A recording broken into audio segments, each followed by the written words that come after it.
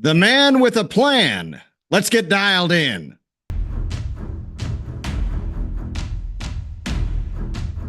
Hello and welcome to Texas Talkin, the show that often roots for the underdog and throws shade on the establishment. Now, in political landscapes teeming with career politicians and Washington insiders, it's always refreshing to see a new face step into the ring, especially when that face hails from the heart of Texas. Enter Rennie Hill Mann, a guy whose name sounds like he should be starring in a country western film, but who is, in fact, running for the United States Senate in 2026. Yes, you heard that right. While most of us are still trying to figure out what day of the week it is, Rennie has his sights set on an election that's almost 2 years away. Talk about planning ahead.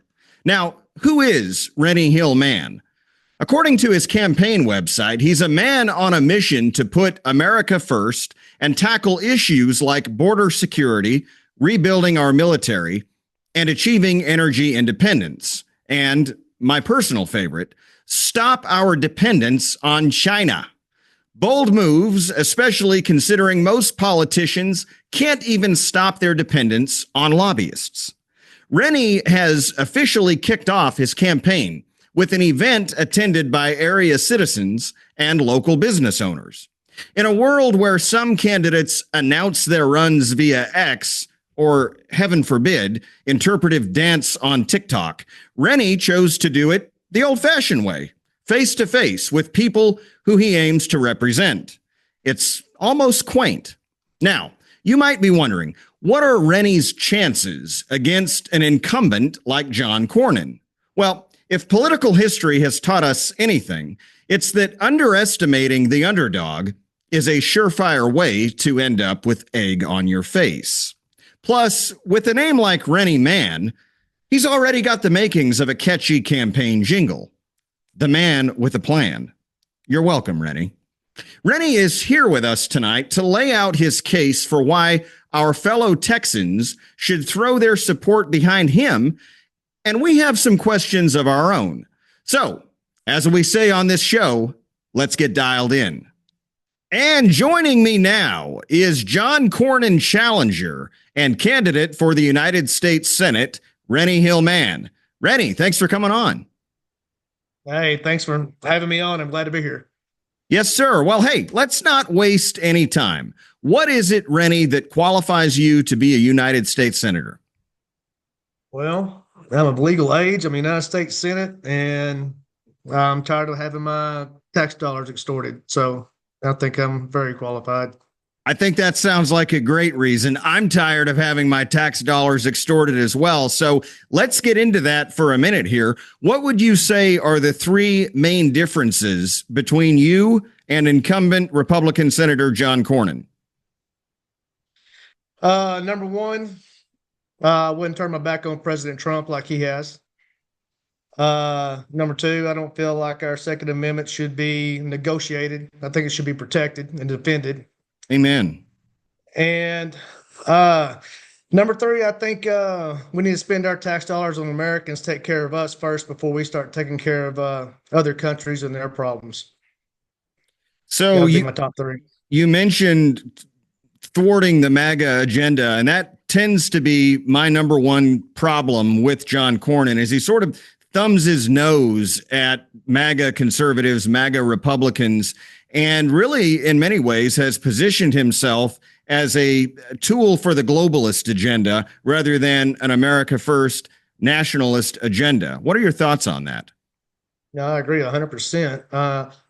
I don't know how many times the American people got to vote a certain way, and you just still are. I mean, it's just like the is Trump's appointments.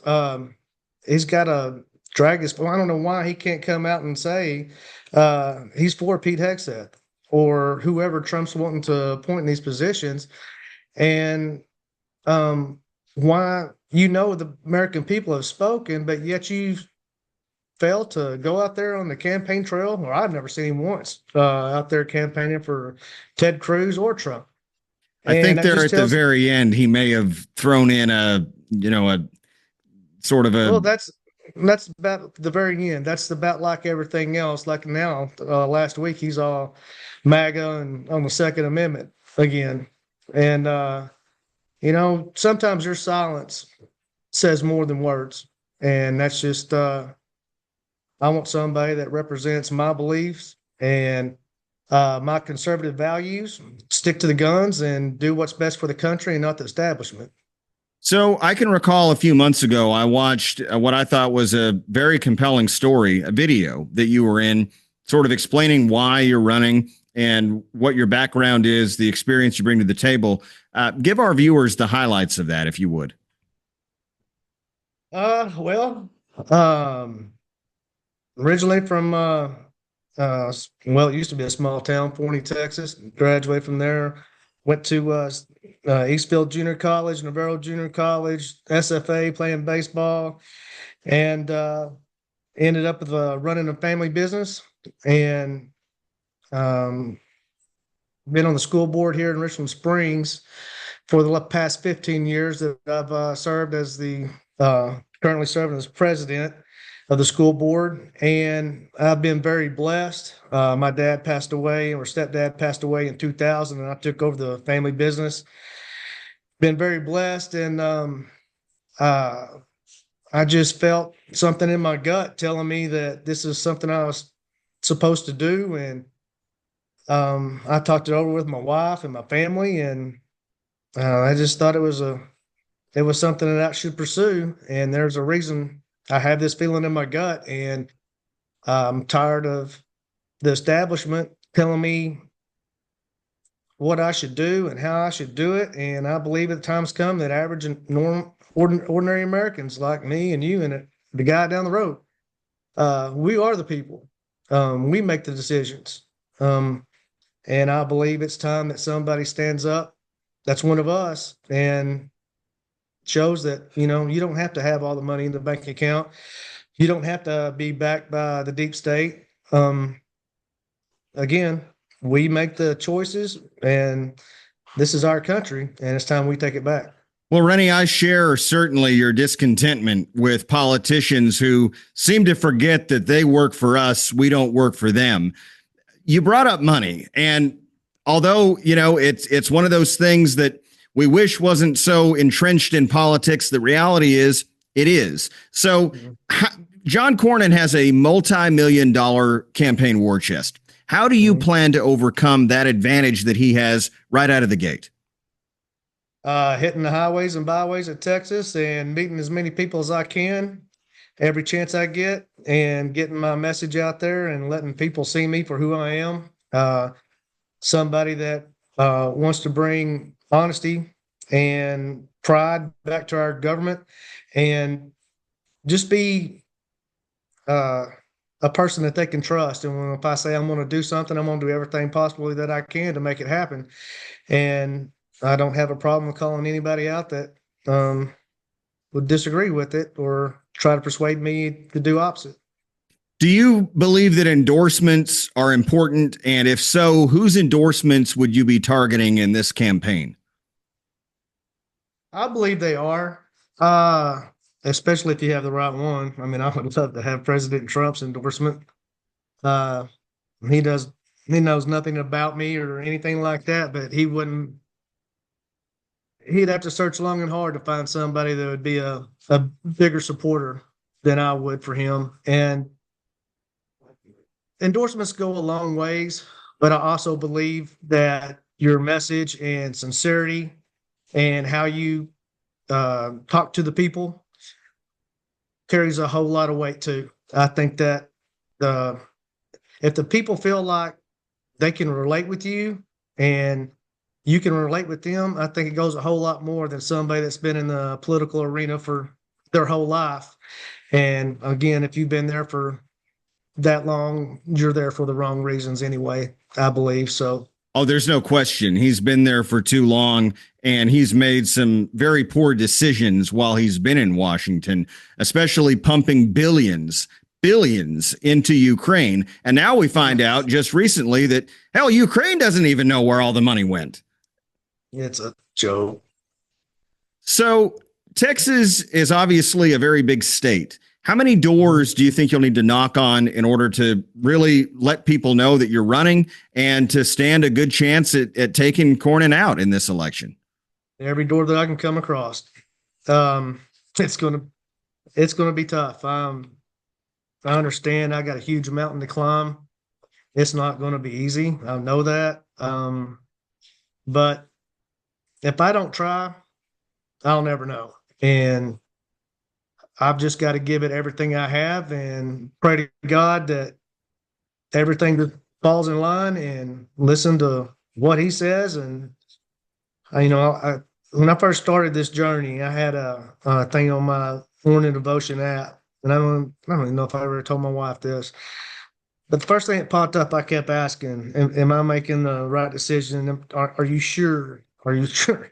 I mean, this is a big step. And first thing that popped up says, I will open doors for you that no man can close. I don't know what that means. It may mean it might be another avenue. I don't care. But I know it's something that I feel in my gut that I have to do. And if I have to spend every dime I have on gas, driving across the state, knocking on doors, or any time somebody gives me a chance to speak. I mean, I've been in town cooking hot dogs, passing hot dogs out, talking to people here in town. Give you a hot dog, if you just give me a chance. So, Rennie, that is absolutely why you should do it. And I tell people this all the time. If you're going to run for office, it has to be something that you know absolutely and without question that you want to do it, that it's in your heart and it's in your gut. You have no doubt at all that you're making the right choice and that it's something you should do. Because I know there are people who will run for office that are sort of on the fence about whether or not to do it. Can't do that. You've got to know that this is what you're supposed to do. And so if you feel that calling, sir, I applaud you for following through with this and for giving it your all. No, thank you. So what would you like voters to know in your final thoughts here before we wrap things up tonight? Mainly, my main goals is to get rid of our national debt. I believe I have a plan to help do that. My second thing would be I would like to see the Defense Department take over our VA and make real changes and do for our veterans, that we take care of them. And I believe I have a plan for that as well. The other thing would be for us to get off our dependence of China. I think China is our Achilles heel.